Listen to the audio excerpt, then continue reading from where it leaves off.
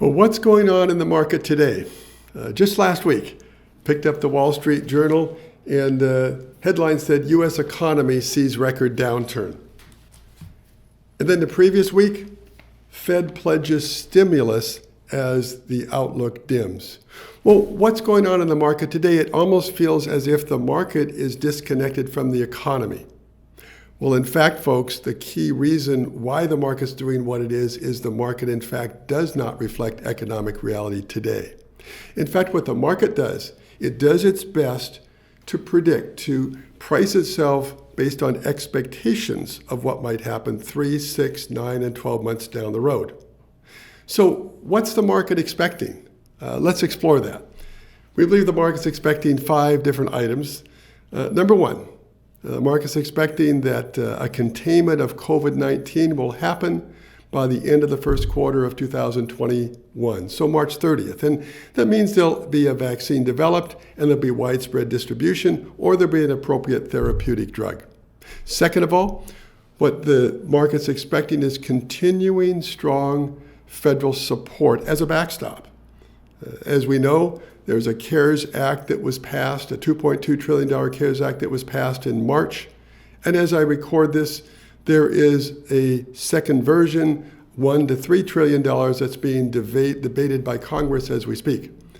And then the Federal Reserve has pushed down interest rates on an emergency basis in March, and they're aggressively buying federal and other bonds right now. Well, the third item that the market is expecting is there'll be no major changes in tax brackets and regulation in the near term. The fourth item is that business activity by mid-2021 will be on par with activity in 2019. So what that doesn't mean is that unemployment will go back to 3.5% as it was then. In fact, it may likely be quite higher.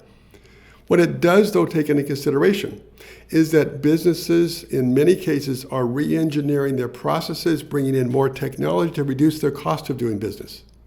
Therefore, a lower level of revenue can, in fact, generate the same amount of profit. And finally, the fifth item the market is considering is regarding international trade. You see, what it's suggesting is that international trade will continue as it is today. So there'll still be the free flow of goods and services across borders. Now, the supply chains will likely change. Source of certain products will certainly change. But we'll still have that free flow of goods and services. There will not be a freeze on trade. Now, looking forward, we can do our best to assess the probability of each of these items and put a weighting on it and try and do our best to see what the market will do. But in fact, nobody knows how to assess that. And there is a range of outcomes for these and other factors that may in fact present themselves. Our belief is that we'll get through this and get through this successfully.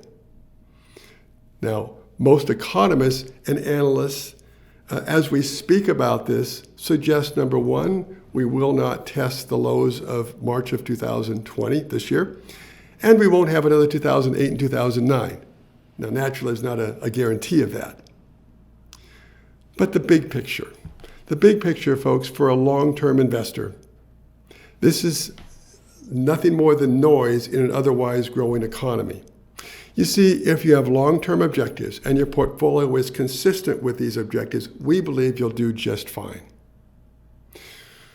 But what's the best course of action to do now in light of this? We believe there are 3 items to strongly consider. Number one is focus on your goals and not the day-to-day movements of the market. You see, the day-to-day movements of the market will get you kind of on emotion, let emotions drive that. And in fact, market movements change each day, and therefore emotions change each day. So to make a long-term investment decision based on your emotions might in fact be detrimental to achieving your long-term goals. Second, maintain broad diversification so that what you're doing is maintain exposure to a range of different markets that are designed to do well in different investment climates to provide more consistent achievement towards your long-term goals. And third, to keep in mind, expect volatility. Remember, one day, 1 week, 1 month, even 1 year's returns don't necessarily drive the successful achievement of your long-range investment, retirement, and financial goals. Good day.